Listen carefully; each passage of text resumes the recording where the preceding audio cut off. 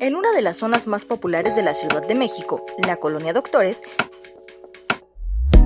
encontramos un antiguo edificio que combina la modernidad y la riqueza cultural. Nos referimos al Centro Cultural Estación Indianilla. Este espacio fungió como taller de ensamble de uno de los medios de transporte del año 1880 en la capital del país, el tranvía. Aquí, además, se les daba mantenimiento y se estacionaban.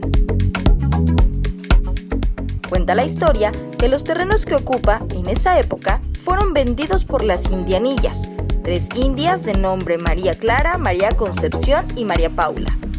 En un inicio, los tranvías funcionaban con mulas y caballos, pero se requería de un espacio para poderlos guardar. Sin embargo, en 1867 fueron vendidos a la Compañía de Tranvías de la Ciudad de México. El taller, instalado en la calle Dr. Claudio Bernard, número 111, se levantó en el año 1898, cuando los animales fueron sustituidos por transportes motorizados.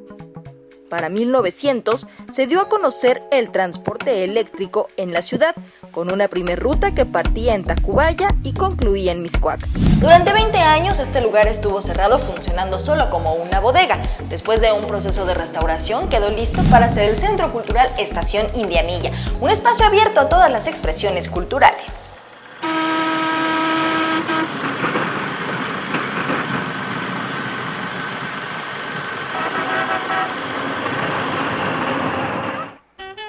Una de las partes que se conservaron de ese antiguo taller de ensamble fue una batería de grandes dimensiones, misma que se encargaba de almacenar la energía de la red que alimentaba la corriente directa. Es un símbolo icónico de la época.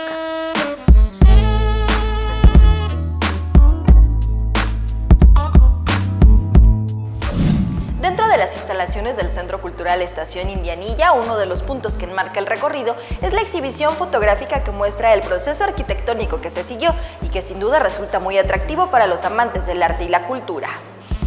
Dentro del proceso de restauración, se cuidó cada detalle para aprovechar la estructura del antiguo taller de ensamble, pero con un toque de modernidad. El 25 de noviembre del año 2006, este lugar abrió sus puertas con una nueva cara para posicionarse como un sitio de gran renombre para el arte y la cultura contemporáneas. Pero ¿qué es lo que podemos encontrar? ¿En qué consisten sus actividades?